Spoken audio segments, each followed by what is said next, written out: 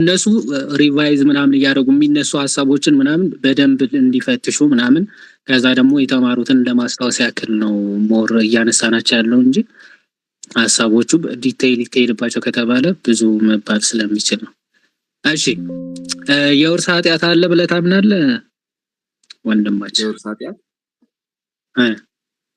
የውርስ ኃጢአት አለ ብዬ አላምንም። ኃጢአት አይወረስም። ሐዋርያ ቅዱስ ጳውሎስ ግን ያምናል አይደል? የቱ ጋር?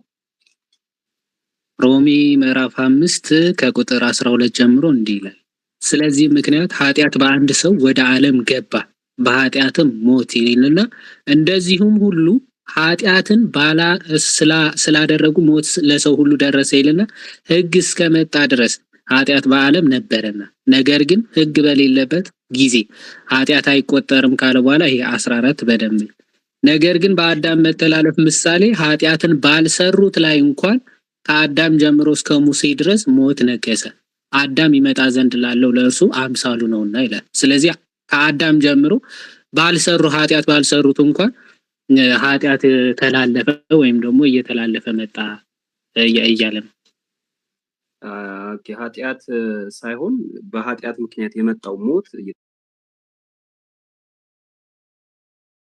ተላለፈ መጥቷል። ወይም ደግሞ የሰው ልጅ ለኃጢአት ያዘነበለ ሆኖ መጥቷል ከአዳም ጀምሮ ማለት ነው። ያንን ነው እያነሳ ያለው እንጂ ይሄ ምክንያት ኃጢአቱ ተወርሶ አይደለም፣ የውርስ ኃጢአት አይደለም። ግን በኃጢአት ምክንያት የመጣው ሞት ለአዳም ልጆች በሙሉ ደርሷል እና ያንን ከኦሪት ዘፍጥረት ላይም ብዙ ጥቅሶችን ማምጣት ይቻላል። ወንድማማቾች ሲገዳደሉ ከዚህ ጥቅስ ስለሆነ ከዚህ ጥቅስ ላይ ማለት ሮሚ ላይ ማለት ነው። ሮሚ ላይ ፎከስ እናድርግና አሁን እዛው ክፍል አሁን ምዕራፍ ቁጥር 19 ላይ ራሱ ወረድ ብለህ ብትመለከተው ማለት ነው በአዳም አለመታዘዝ ምክንያት ሌሎቹም ኃጢአተኞች እንደሆነ ኃጢአት እንደወረሱ ይናገራል።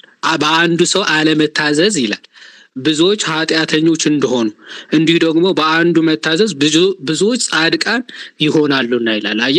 በአዳም ምክንያት ሁሉም ኃጢአተኞች ሆነዋል፣ ኃጢአተኛ ሆነዋል፣ ኃጢአትን ወርሰዋል ማለት ነው። ኃጢአት ወርሰዋል እያለ ነው። አትቀበለውም? ኃጢአት ወርሰዋል የሚለው ቃል እሱ ትንሽ የምንቀበለው አይነት አይደለም። ኃጢአት አይወረስም ብለን ነው የምናምነው። ግን እንዳልኩ ሞት ነው። ስለዚህ ሐዋርያ ቅዱስ ጳውሎስን አትቀበሉትም ማለት ነው እናንተ? እሱ በአንዱ ኃጢአተኞች ሆነናል እያለ ነው፣ ግን እናንተ አትቀበሉትም ማለት ነው እኮ። የኃጢአቱን ውጤት ነው እኛ ተላልፏል ብለን የምናስበው እንጂ ኃጢአቱን አይደለም። 19 ግን በአንዱ መተላለፍ ብዙዎች ኃጢአተኞች ሆነዋል ነው የሚለው አይደል? ስለዚህ አታምንም? ኃጢአተኞች ኃጢአት እንደወረሱ እየተናገረ ነው ቃል በቃል። እሱ በሰራው ኃጢአት ሌሎቻችንም ኃጢአተኞች ሆንን፣ ብዙዎች ኃጢአተኞች ሆኑ እያለ አይደል እኮ። እንደዛ ማለት ግን ኃጢአት ይወረሳል ማለት አይደለም እኮ። አሁን ኃጢአት ተወረሰ የሚለውን ከየት ነው ያመጣኸው አንተ? ኃጢአተኞች ሆኑ በእሱ መተላለፍ ምክንያት ነው ኃጢአተኞች የሆኑት እያለ እኮ ነው።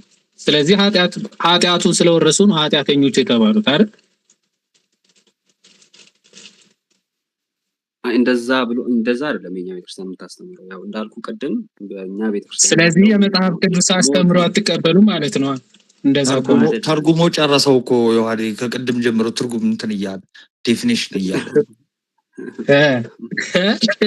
ምን ልተርጉም እያለ ይኸው ምንም በቃ ዝም ብሎ ነው የሚለው። ወደ ሌላ ሰው ብንቀበል ይሻላል። አይቀበሉም መጽሐፍ ቅዱስን ራሱ። መጽሐፍ ቅዱስን አትቀበልም ማለት ነው። ፖለቲካ ሰዋት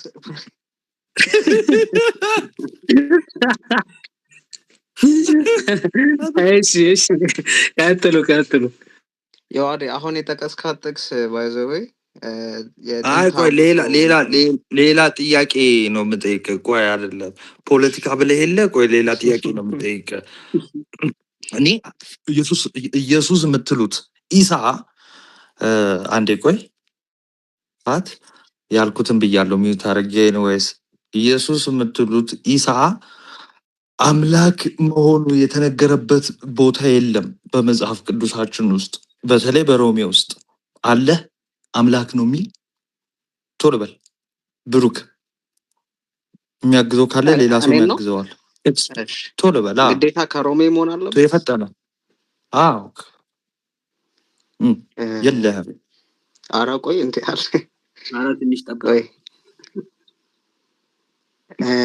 እሺ እንዴ አሁን 9:5 እንዴ 9:5 ብሩክ ቆይ ሮሜ 9:5 አንዴ መጽሐፍ ቅዱስ የላመጣ ነው ለዛ ሶሪ 9:5 ቶ እዚሁ ይዛሃለሁ ችግር የለውም። ቆይ ቶ ብሩክ ለምንድን ነው የምትበጠብጠው? ኧረ ብሩክ አልበጠበኩም። አማን ኧረ ይሄኛው ነው እንጂ ይሄኛውን ነው የምለው። አይ አንተን አይደለ አንድ አለ በጥባጭ እዚህ። አይ እሺ አንድ 3 ጥቅስ ጠቅስልሻለሁ። እሺ ሮሜ 9:5 ኦኬ ላውጣልህ እኔም። እሺ ቆይ ሮሜ አዲስ ኪዳን ነው ወይስ ብሉይ ኪዳን? የዋዴ አዲስ ኪዳን። አይሻልህም? ይሁዳ ከመካዱ በፊት ነው ከመሸጡ በፊት ነው ከመሸጡ በኋላ ነው? እሺ እንዲህ ይላል። እሺ እኔን አንብቡ ወይስ አንተ? አዎ አንብቡ። እሺ አንብቡ። እሺ እነርሱም አባቶቻችን ናቸው እስራኤላውያንን ማለት ነው። ከእነርሱም ክርስቶስ በስጋ ተወለደ፣ እርሱም ከሁሉ በላይ የሆነ ለዘላለም ብሩክ አምላክ ነው። አሜን በል። አዲሱ መደበኛ ትርጉም ነው። አዲሱ መደበኛውን ነው እንደምታነበው። አሜን በል። አይ የኛ መጽሐፍ እዚህ ጋር ኢየሱስ ክርስቶስ አምላክ ነው ይላል። አዎ እሱም ለዘላለም እርሱም ከሁሉ በላይ የሆነ አምላክ ነኝ አምልኩኝ ይላል። አምላክ ነኝ አምልኩኝም አይልም። እንደገና ኢየሱስ አምላክ ነው ይላል አይልም።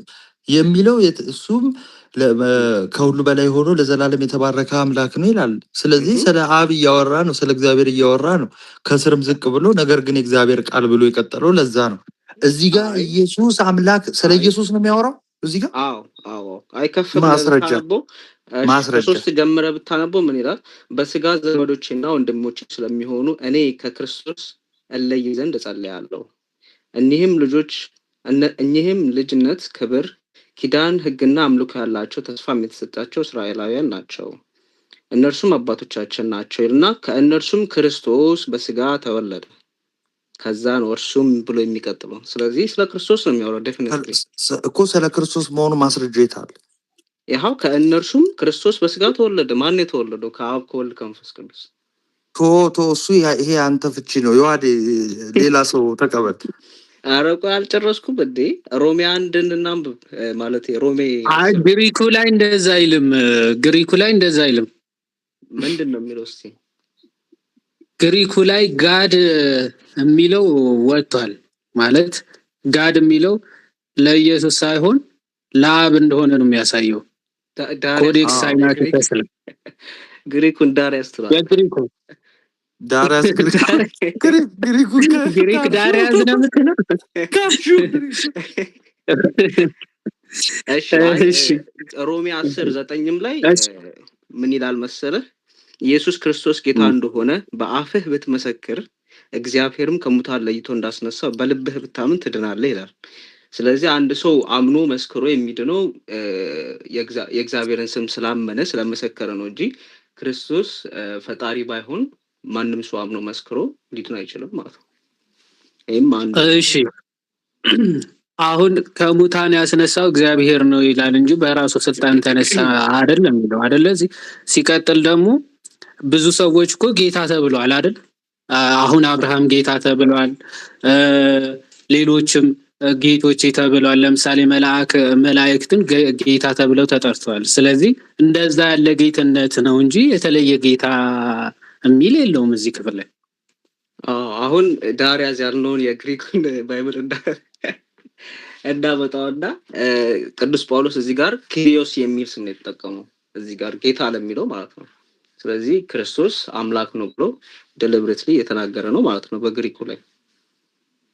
እሱማ ኩሪዮስ የሚለውም እኮ ነው ለሰይጣንም ለሌሎችም ኩሪዮስ የሚለው የሚጠቀመው ባይዘው ኪሪዮስ የሚለው ለሰይጣንም ለሰዎችም ጌትነት ለማጠየቅ ምናምን ገብቷል። ስለዚህ የተለየ ጌትነት አይደለም ማለት ነው። ፕሩቭ አረክለት። አይ አንተ እዚህ ጋር ግን እንጂ እንደዛ አንዴ ካልክ አለ ላግዘው ነው። ካልክ ለሰይጣንም ተሰጥቷል ካልክ ያው ማስረጃ ማምጣት ይኖርብሃል። ግን ያው ክሪዮስ ወይም ደግሞ ያህዌ የዚህ የሚለው ዓለም ስም ጌታ በብሉይ የዚህ ዓለም ጌታ የሚለው አንደኛ ቆሮንቶስ ምዕራፍ 3 የዚህ ዓለም አምላክ የሚለው ሰይጣን ነው ብለህ ነው የምታምነው አይደል? ሮሜ ላይ አይ ጌታ የሚል ኩሪዮስ የሚለው ለሰይጣን መዋሉ ማስረጃ ስላለኝ ከሐዋርያ ቅዱስ ጳውሎስ አንደኛ ቆሮንቶስ ላይ ኩሪዮስ ተብሎ ዲያብሎስ ራሱ ተጠቅሷል ማለት ነው። ስለዚህ ባልሳሳት እሺ እንውጣ ከተባለ የክብር ነው ማለት ባልሳሳት ከኢዩኤል 2:32 ላይ ጠቅሶ መሰለኝ ቅዱስ ጳውሎስ ያመጣው ይሄንን ክፍል እና በብሉይ ኪዳኑም ላይ ክሪዮስ የሚል ነው። ቤዚክሊ ተመሳሳይ እንትን ያለው ቃል ነው ያለው። በቃ ማስረጃ ማለት ነው። ሌላ ሰው የለውም። ሌላ ሰው ተቀበል።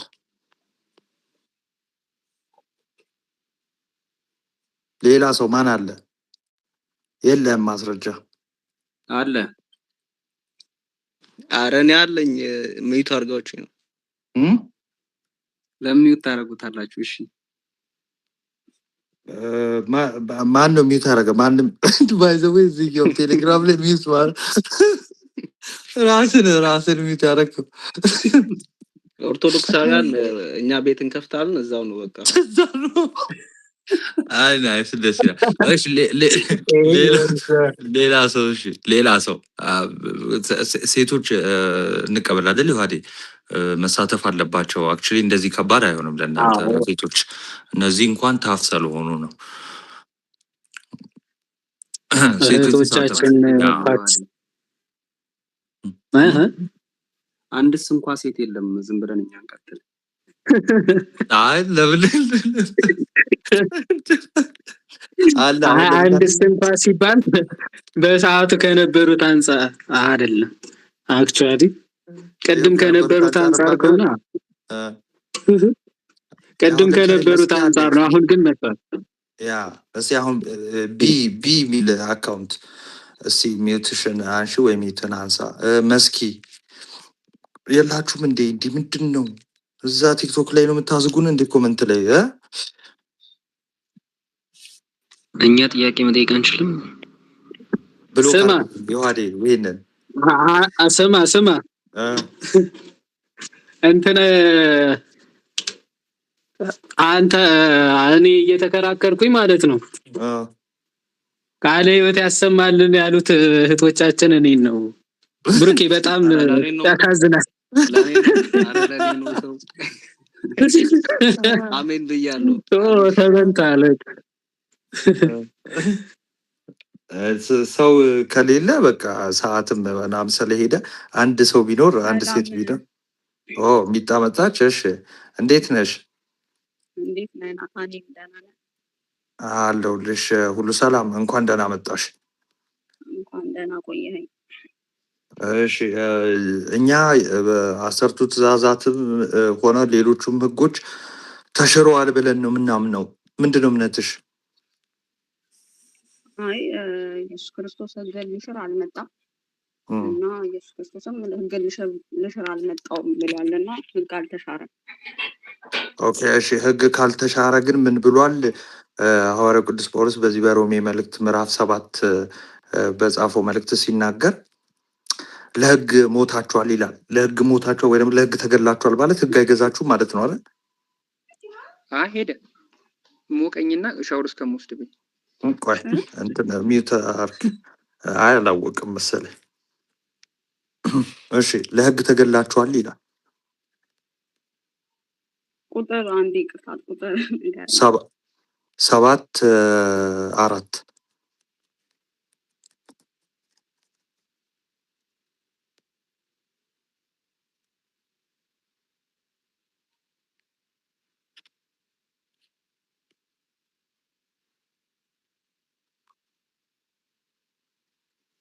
ለህግ ሞታቸዋል ማለት ያው ለህግ ተገዝተዋል እዛ ጋር።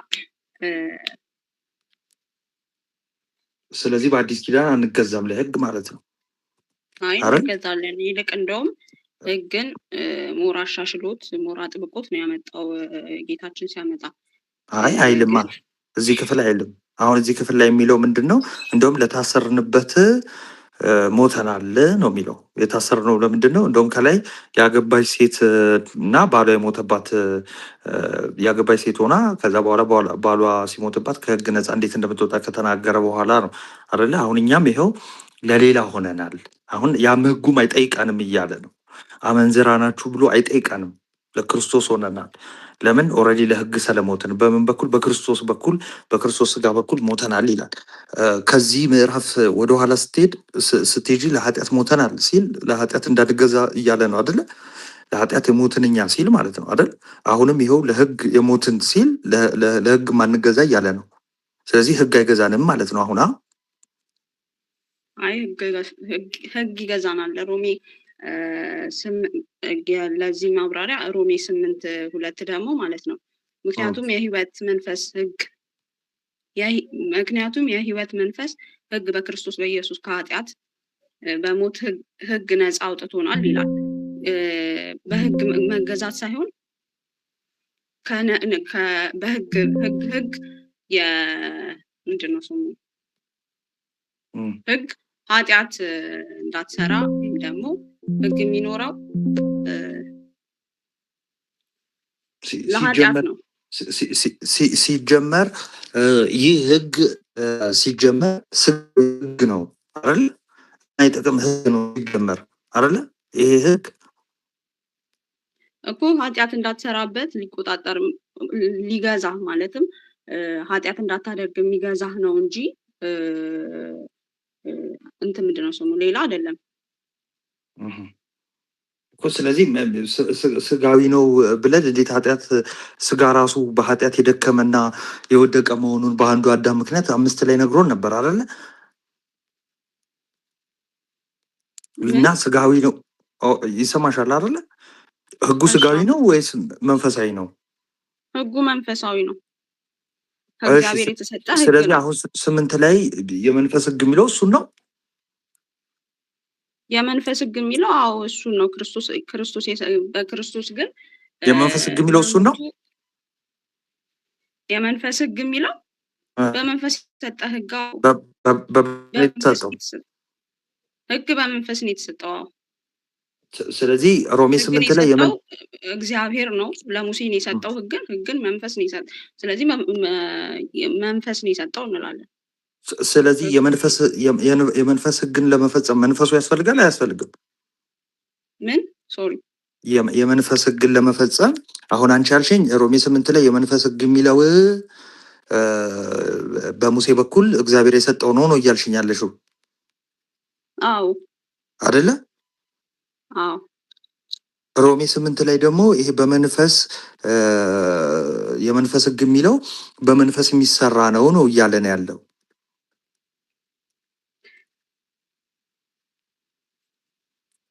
ማስረጃ ልስጥሽ?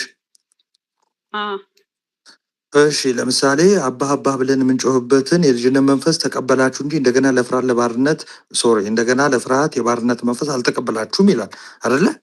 ይሄን ከመናገሩ በፊት ግን ምን ብሏል? እንደ ስጋ ፈቃድ ብትኖሩ ትሞቱ ዘንድ አላችሁ፣ በመንፈስ ግን የሰውነት ስራ ብትገሉ በህይወት ትኖራላችሁ አለ። ስለዚህ የመንፈስ ህግ የሚለው በመንፈስ የመኖርን ነው አይደለ? መንፈስ ቅዱስን ተቀብሎ በመንፈስ የሚለው በመንፈስ ቅዱስ የተሰጠን ህግን እየተገበረን ብንኖር። በመንፈስ ቅዱስ የተሰጠን ህግ ምንድን ነው? 10ቱ ትእዛዛት። በመንፈስ ቅዱስን ከተቀበልን በኋላ ነው መንፈስ ቅዱስ በውስጣችን የሰጠው እሱ እኮ ሌተር ነው፣ ደብዳቤ ወይም ደግሞ የጽህፈት ህግ ነው እሱ። 10ቱ ትእዛዛት የጽህፈት ቀስ ብለህ ምንድነው በጣም እያሮጥክ ነው የምታወራው። ኦኬ የጽህፈት ህግ ነው እሱ። ላይክ ፕሮቴስታንት ነኛ። የጽህፈት ህግ ነው እሱ።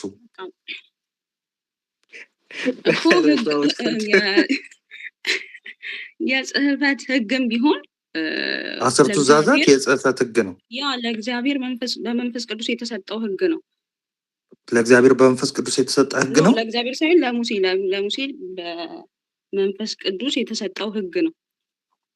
እሺ ተጽፎም ቢሆን የተሰጠው ስለዚህ እሱ የጽፈት ህግ ነው ማለት ነው። የመንፈስ ህግ ሳይሆን የጽፈት ከማን ነው ሳይሆን ጎበዝ ከማን ነው ሳይሆን ከማን ነው አይደለም ጥያቄው። ለምሳሌ በሙሴ በኩል የተሰጠ አለ ከእግዚአብሔር፣ እሱ የጽፈት ህግ ነው አይደለም? የጽፈት ህግ ነው፣ የተጻፈ ህግ ነው። ጥሩ። አሁን በሮሜ 8 ላይ የመንፈስ ህግ የሚለው የተጻፈ ነው?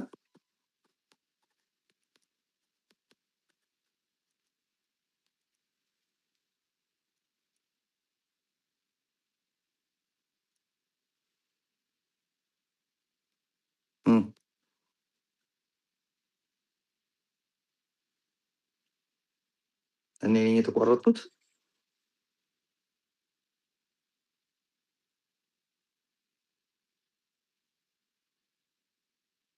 አንተ አይደለም። ኦኬ ሚጣላት የተቆረጠችው ማለት ነው። እያወራች ነበር መሰለኝ፣ ኔትወርኳ ነው። ማይኳ ክፍት ነው ግን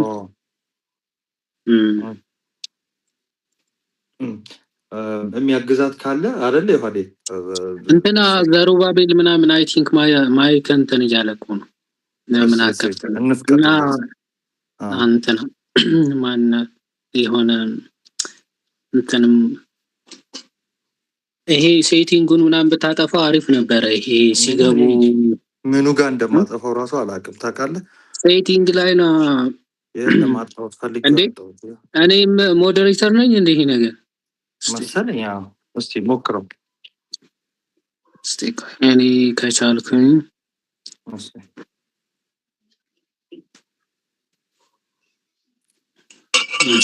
ባክ አይደለም። ቆይ አይ ቻቱ ላይ ነህ እንደ አንተ? ኧረ አይደለሁም የትም ጋ። ቆይ እስቲ አሁን ሞክረው እስቲ። ናቱ የሁሉም እኮ ተከፍቶላቸዋል። ያልተከፈተ እኮ ማንም የለም። ቼክ እያደረግን እየከፈትንላቸው ነው እንዴ። ኧረ እንዳለ ቀይ ነው የሚታየኝ ለኔ። ኧረ እንትን አድሚን ማድረግ አልችልም አንተን። እንደምን እስቲ በሜሴጅ ውስጥ የላኩልህን ሊንክ ንካው እስቲ። ሊንክ ላክለት ነው የሚለኝ ታውቃለህ? ለምን እንደሆነ አላውቅም። ሶሪ ቆይ የቻቱን ነው እየሞከርኩ የነበርኩት። የለህም ያልኩትም የቻቱ ላይ ነው ታውቃለህ? ቆይ እዚህኛው ላይ አይደለም። ኦኬ ሶሪ ኦኬ አሁን ሞክረው እስቲ። እሺ እስከዛ እስከሚያደርግ ሌላ ሰው አለ? ሌላ ሰው አለ? ኦኬ ሚጣ እግዚአብሔር ያክብርሽ። ሴቶችን ወክለሽ ገባሽ። ድንቅ እና ጎበዝ ተማሪ ነሽ ነው እና ያው ብዙ ጊዜ እነሱ እንትን ሲሉ እንትን ይላሉ ጠደፍ እያሉ የሆነ እንትን ላይ ስለሆነ ጨዋታቸው እናንተን ዲሲቭ ማድረግ ማሳሳት ነው። እሺ ጨዋታቸው ያንንም ኤክስፒሪየንስ የሆንን እንድንሄድ እንትን ከማለት ነው። ሴት ካለ ልቀበል፣ ያው ሴቶችን ለማበረታታት ማለት ነው። ዘሩባቤል አለ? ዮሐዴ ሰው ትቀበላለህ ወይስ ሀሳብ እንስጥበት?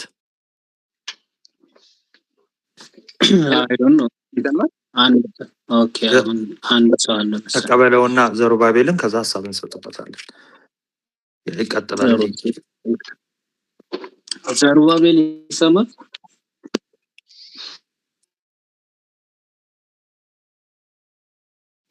ይሰማል ዘሩባቤል?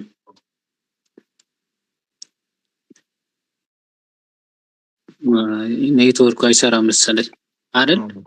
ያ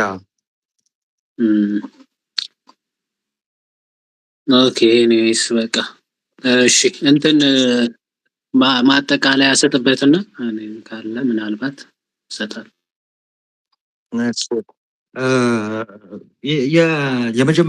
በጣም ደስ ይላል እና ሁላችሁም እግዚአብሔር ያክብርልን። ቅድም ያው የሙስሊሞችን ጥያቄ ዮሐዴ ስጠይቅ ሚውት አድርጌ ሎቱ ስብሐት ብዬ ነው እና እሺ እንደዚህ ያው ስንል ለቃልም ክብር ይግባውና በጣም መጠንቀቅ አለብን። ያው ይሄ ለመማማር ስለሆነ ደግሞ ጌታ የልባችንን በእርግጥ ያውቃል እንትን ስላልሆነ ማለት ነው። ኤኒዌይስ የመጀመሪያው ጥያቄ ዮሐዴ ያቀረብክለት እምነት ብቻ የሚለው ላይ ነዋ አይደለ? እምነት ብቻ በስራ መዳን አይቻልም የሚለው ነው አይደለ? እና እሱ ላይ ጀስት ሀሳብ ለመስጠት ያህል አሁን ይሄ ስህተት ነው ይሄ ስህተት ነው የሚለውን ወደ ጎን እናድርገውና ቤተክርስቲያናችን በስራ ይዳናል ብላ አታምንም። በስራ ይዳናል ግን ምን ማለት መሰላችሁ? ሰው ኦኬ እሺ የመጀመሪያ መመለስ ያለበት ምን ነበረ ብለን እኔ ኦኬ መጽሐፍ ቅዱሱ ስራ አያስፈልግም ይላል አይልም? እሺ አሁን ስራ ለድህነት ስንል ምን ማለት እንደሆነ ሌላ ጊዜ እንማማራለን። ከዚህ በፊትም ተማምረናል። እምነት ፕላስ ስራ የሚባል አስተምሮ የለም። እሺ አደፈርስ ወይ ደግሞ የመጀመሪያው ኢኒሻል ሳልቬሽን ላይ ማለት ነው። ወይ ደግሞ አንድ ሰው ለመዳን ኦኬ ከጨለማ ወደ ብርሃን ለመምጣት ወይ ደግሞ ሙታን ከነበረበት ወደ ህይወት ለመምጣት ለመዳን ከፈለገ ከክርስቶስ ጋር መንገድ መጀመር ከፈለገ አንድ ሰው እምነት ሲደመር ስራ የሚል አስተምሮ የመጀመሪያው የላትም። ሶ ስራ እያለን ምን ማለት ነው የሚለውን ልክ ቅድም እንደተባለ በበጎ ስራ መጽናት እንደሚያስፈልግ እንደውም ምን ለማለት የዘላለም ህይወትን ለማግኘት እዛው ቅድም ሲጠቀስ ሰምታችኋል አይደለ? እሱን መጥቀስ ነው። ሁለተኛ ነገር ግዝረት ያላችሁ ናይስ አሪፍ እሺ። ግን ደግሞ ብዙ ጊዜ ደጋግመን ነግረናቸው ተማምረናል አይደለ? አይሁዳውያን ጽድቅን ለምሳሌ ከዛ በኋላ ይህንን መገረዝን የመብሉን ነገር ለእስራኤላውያን ያላቸውን ነገር በመፈጸም ይገኛል ብለው ስለሚያምኑ ሰው አብርሃም ራሱ ያ ጽድቅ ሆኖ የተቆጠረለት እኮ ይሄ ነገር ከመሰጠቱ በፊት ነው እያለን ያለ ነው። በቃ ሰው አብርሃም ብቻ አይደለም እያላቸው ነው። እሺ ስለዚህ እንዴት እንድትመልሱ ነው እኔና ዮሐድ ፈልገን የነበረው። እናም መልሳችኋል፣ ጥሩ ነው። እንዴት ነው የተነሱትን ሀሳቦች እንድታብራሯቸው ነው። ኦኬ የተነሱት እኔ የምጠቅሰውን ለምሳሌ ዮሐድ የሚጠቅሰውን እኔ የምጠቅሰውን እንድታብራሯቸው ነው። አሁን አብርሃም ሲጠቀስ ለምንድን የተጠቀሰው? አይሁዳውያን ምን ይሉ ነበረ? አሕዛብማ መዳን የለባቸውም እንዴት ይድናሉ? የተስፋው ቃል አልተሰጣቸውም። ምን አልተሰጣቸው? ሰው እንዴት ይድናሉ? አይድንም፣ እግዚአብሔርን የማያውቁ ናቸው ይላሉ አይደለ?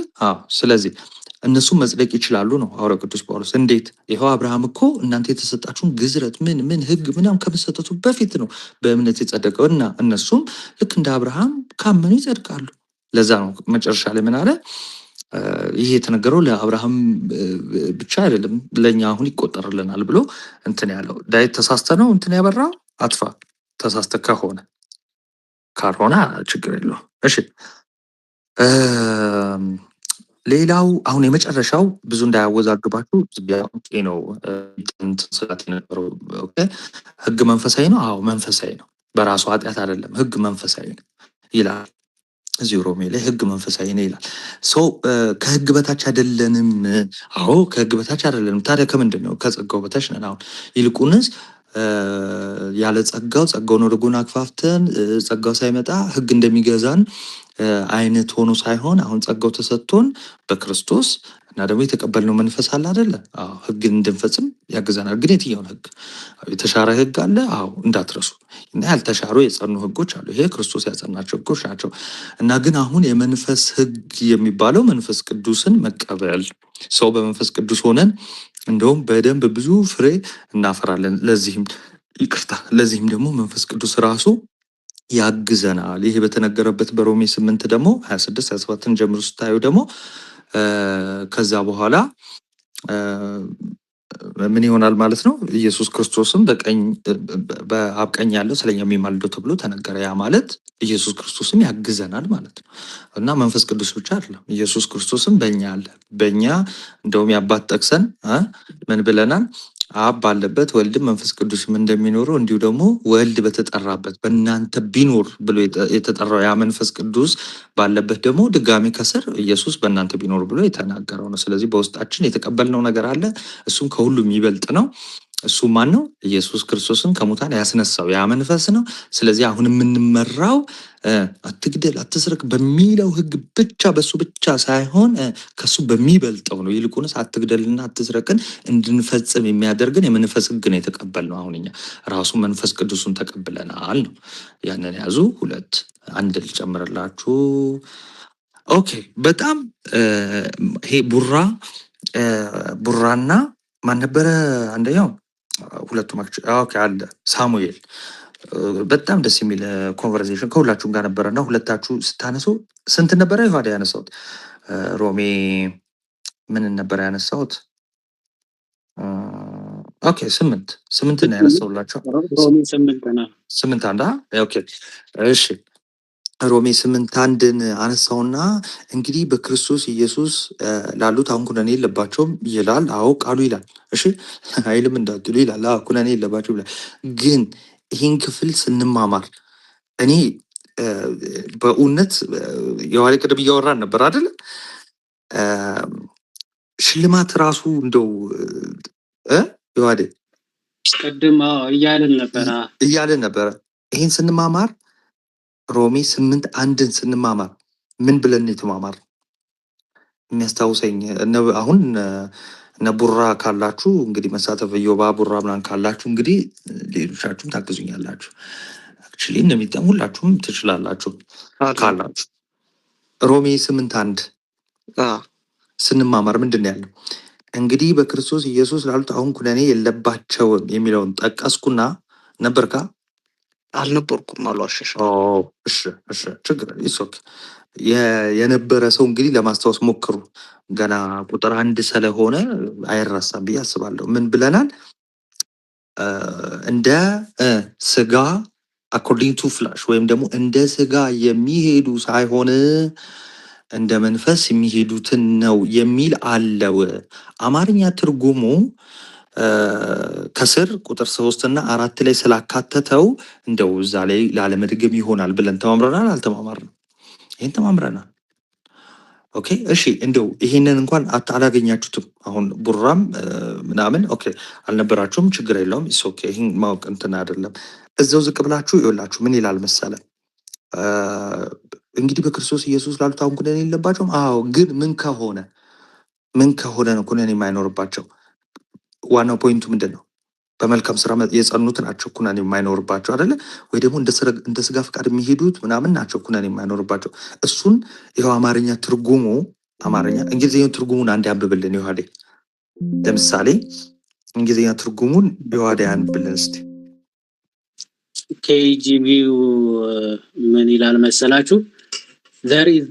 Therefore now no condemnation to them which are in Christ Jesus ይልና who walk not after the flesh but after the spirit ይላል ማለት ነው።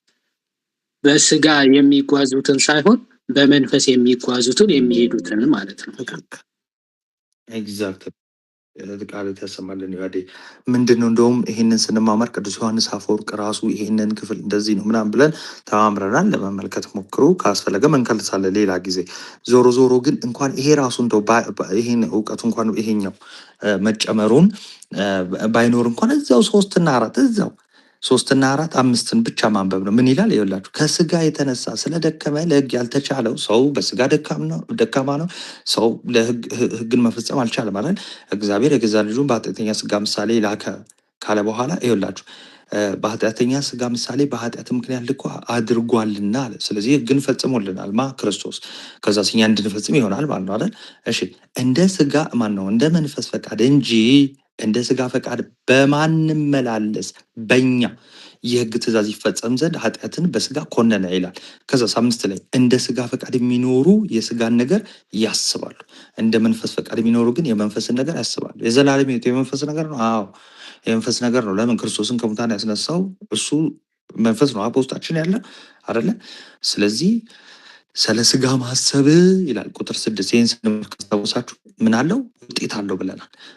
አሁን እሱ ውጤቱን ሲነግራቸው ሐዋርያው ቅዱስ ጳውሎስ ምን ብሏል? ይላችሁ ስለ ስጋ ማሰብ ምንድን ነው ውጤቱ? ሞት። ስለ መንፈስ ማሰብ ግን ምንድን ነው? ሕይወት። አያችሁ?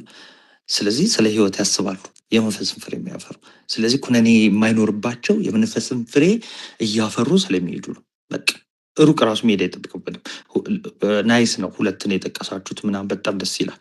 ቶታሊ በቃ ስራ እንደሚያስፈልግና በስራ ደግሞ ኮንደም እንደምንደረግም የሚያሳይ ነው። ግን በቀዚቹ ልክ እንደዚህ አይነት የፕሮቴስታንት ጥያቄ ሲመጣ ፕሮቴስታንቶች ትልቁ ችግራቸው በቃ አንዷን ቨርስ ያነቡና ስራ ያለውን አያነቡ።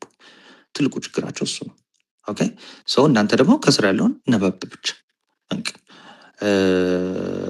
ይሄ ነው። እንትና ደግሞ የዋዴ ደግሞ ይጨምርላቸዋል ማለት ነው። ቴንክ ዩ ቃለ ሕይወት ያሰማልን ናትሻ። በእርግጥ ብዙውን ብለዋል።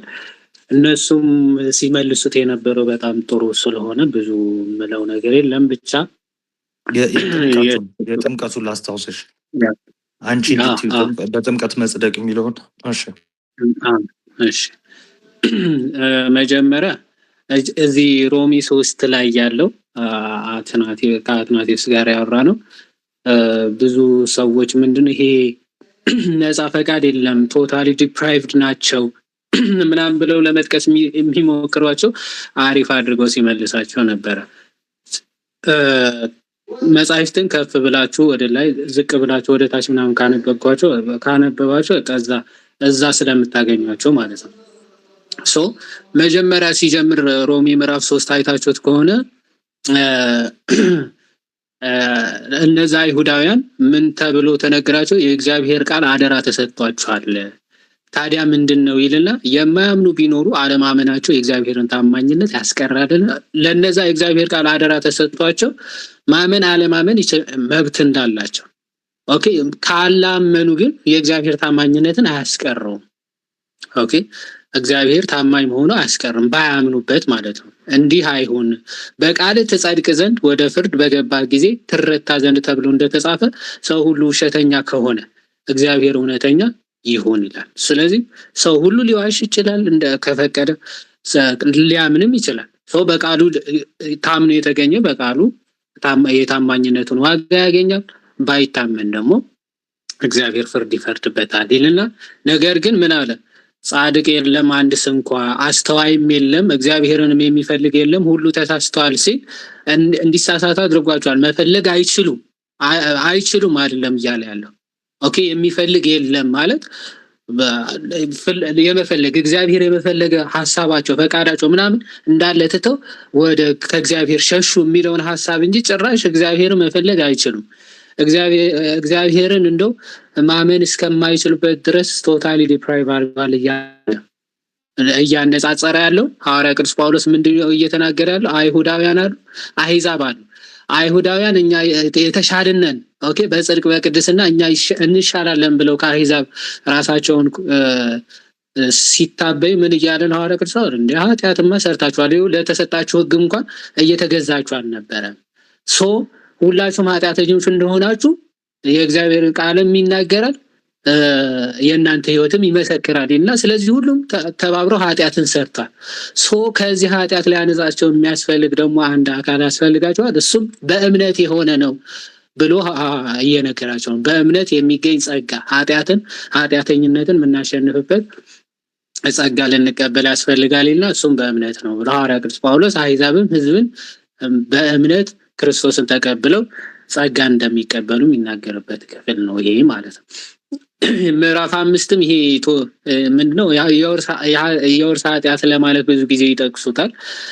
የትኛውም ቦታ ግን ኃጢአትን ወረስን ሳይሆን ኃጢአት በአንዱ አዳም መተላለፍ ምክንያት ሞት ወደ ዓለም ገባ ነው። ኦኬ ኃጢአት መጨረሻ ላይ የተጠቀሰችው በአንዱ ሰው አለመታዘዝ ብዙዎች ኃጢአተኞች እንደሆኑ ሲል ኃጢአተኞች ሆኑ ማለት ይሄ ምልአተ ኃጢአት ወደ መስራት ወይም ደግሞ ልክ በአንዱ ሰው መተላለፍ ምክንያት ኃጢአት ወደ ዓለም ገባ የሌለ በአንዱ አዳም መተላለፍ ምክንያት ኃጢአት ወደ ዓለም ገብቷል ማለት ኃጢአት ቶሎ የሚያሸንፈው ሰውነት አይደለም። ድቀተ ባህሪ የጎሰቆለ ሰውነት በኃጢአት ቶሎ የሚሸነፍ ሰውነት ያዘናል። ያንን እየተናገረ ነው። ኃጢአት ወደ ዓለም ገባ ሲል ቶሎ ኃጢአት የሚያሸንፈው ኮንከር የሚያደርገው ባህሪ ሆነ ማለት ነው። ስለዚህ ያንን ባህሪ ስለያዘ ደግሞ ብዙዎቹ ምን ኃጢአትን ሰርተዋል። ልክ ከላይ በአንዱ መተላለፍ ባልሰሩት እንኳን ካለ በኋላ ምን ይላል? ኦኬ እንዲህ ይላል 12 ላይ ስለዚህ ምክንያት አለ ኃጢአት በአንድ ሰው ወደ ዓለም ገባ ይላል። በአዳም ምክንያት ኃጢአት ወደ ዓለም ገባ።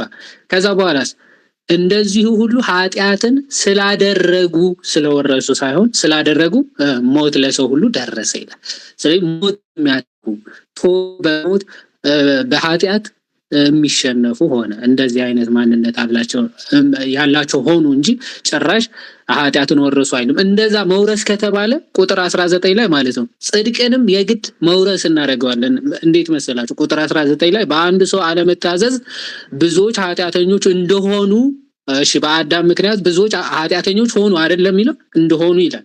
ስለዚህ ኃጢአትን ወረሱ እያልን ከሆነ ቀጥሎ ምን ይላል? እንዲሁ ደግሞ በአንዱ መታዘዝ ብዙዎች ጻድቃን ይሆናሉ ይላል። ስለዚህ በክርስቶስ መታዘዝ ደግሞ ከክርስቶስ በኋላ ያሉትም ሁሉም ጽድቅን መውረስ አለባቸው ማለት ዝም ብለህ በመውረስ ማለት እንደዛ ግን አይደለም። መውረስ ሳይሆን ካንተ ይጠበቃል ማለት በዛም በምልአተ ኃጢአት ትሰራለህ ኃጢአተኛ ትሆናለህ። ግን ያንን የኃጢአት ውጤት የሆነውን ግን ይወረሳል ማለት ነው። ይወረሳል። ከዛ አንጻር የሚታይ ነው። የመጨረሻ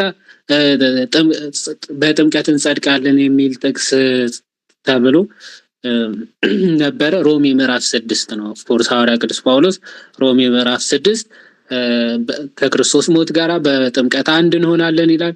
በአዲስ ሕይወት እንመላለሳለን ይልና ቁጥር 6 ከእንግዲህ ወዲህ ለኃጢአት እንዳንገዛ የኃጢአት ሥጋ ይሻር ዘንድ አሮጌ ሰዋችን ከእርሱ ጋር እንደተሰቀለ እናውቃለን ይላል። እንደሞተ አሮጌ ሰዋችን ነው የሞተው ይልና ስለዚህ የሞተስ ከኃጢአቱ ጸድቋልና ይላል። እዚህ የሞተ ከኃጢአቱ ጸድቋልና በምንድነው የሞተው? ኦፍኮርስ ከላይ ጀምሮ በጥምቀት ከእርሱ ከሞቱ ጋር አንድ ሆነናል፣ ከመቃብሩ ጋር አንድ ሆነናል፣ በአዲስ ሕይወት ደግሞ ከእርሱ ጋር ተነስተናል ይልና ስለዚህ ምን አለ? የሞተ ከኃጢአቱ ምን ብሎ ጸድቋል ብሎ ሐዋርያ ቅዱስ ጳውሎስ ይናገራል። ሰው ጥምቀት ለመዳን ለጽድቅ እንደሆነ በሚገባ ይናገራል ማለት ነው። እግዚአብሔር ይስጥልኝ። ምናልባት የምትጨምረው ካለ እና ጨምርና እንጨርስ ነው። ኧረ በቂ ነው።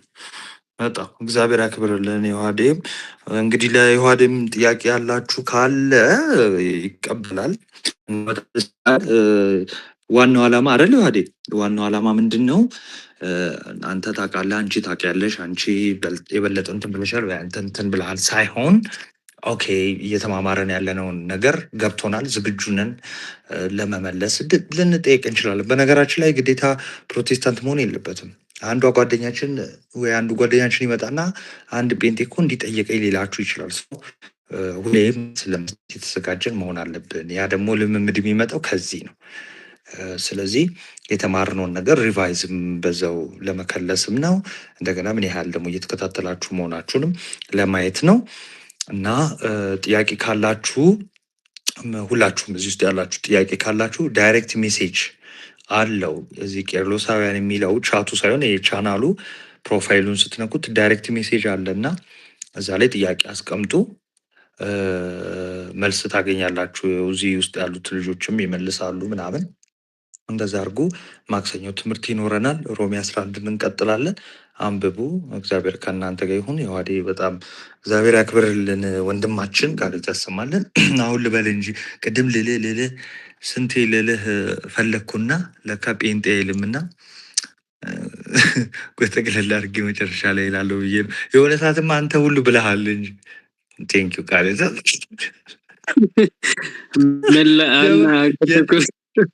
የነ ብሩክ ነው እንጂ የነ ብሩክ የተመቼ ማለት ነው። ይህን ጥቅስ ይፈሩታል እኮ አለ። አንዱም እንዳለ ታውቃለህ። ይህን ጥቅስ ይፈሩታል ደግሞ እርስ በርስ እየተነጋገሩ ይፈሩታል እኮ።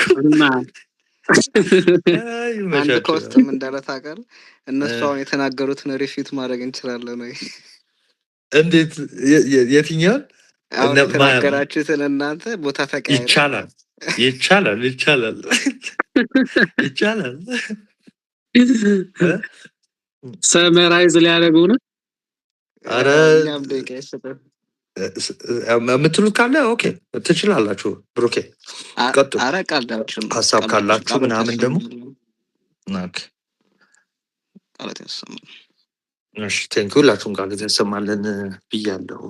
እና በቃ እናንተ ሰዎች የምታወሩ ከሆነ ለቀንላችሁ እንውጣ፣ ካልሆነ እንዝጋው። ሰላም ደሩ። እሺ ሁላችሁም። በቃ ደህና ደሩ። ያ ዮሐዴ ይልመድባችሁ እንደዚህ ሁልጊዜ አለፍ አለፍ እያለ ይልመድባችሁ እንደዚህ። ማን ነው የሚያወራው አሁን? ዮሐና ነኝ። እንትኑ እያሳየኝ አይደለም እና አሁን ለዚህ ሲሆንማ ሚውትሽ በራ